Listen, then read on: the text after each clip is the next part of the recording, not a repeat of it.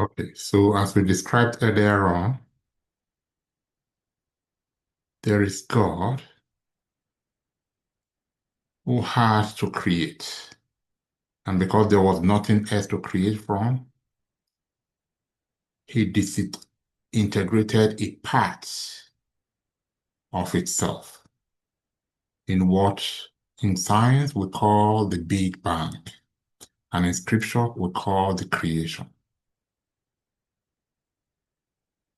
This part disintegrated into many and varying parts, some small, some tiny, some big, and so on and so forth. So, in order for the essence of God to experience form, there is the demarcation, the separation, we call it the temporary separation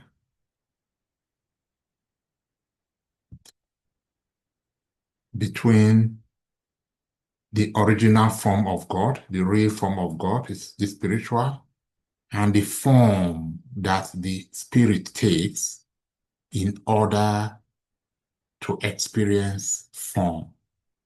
We call that the material.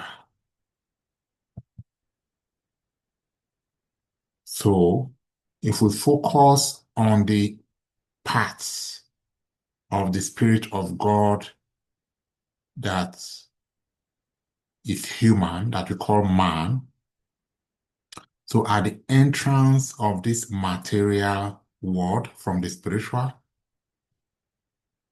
which is in our case as humans, we call earth, at the gate here,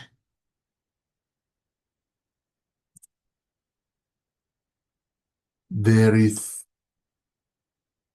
deliberately put there layers of pressure that we call illusions. So as the core, the essence of God comes in from there, it takes on flesh. I mean, in the case of human beings, takes on flesh, and then it inherits all of the illusions that were deliberately placed here as we come into Mother Earth to dwell here. So we're not just dwelling in essence, the essence is enveloped, it's encapsulated, it's wrapped in layers. So if we take that and we expand that, we could illustrate it as something like that is the essence, the God, the part of God that is in us. And then we have our flesh around that.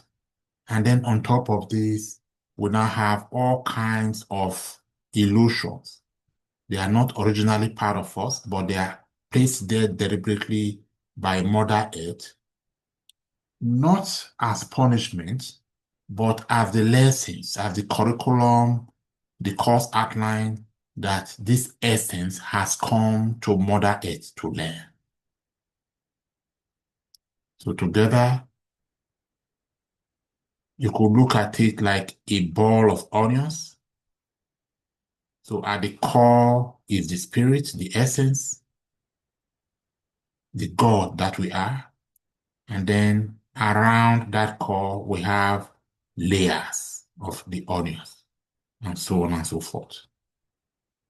So together, we call these layers illusions.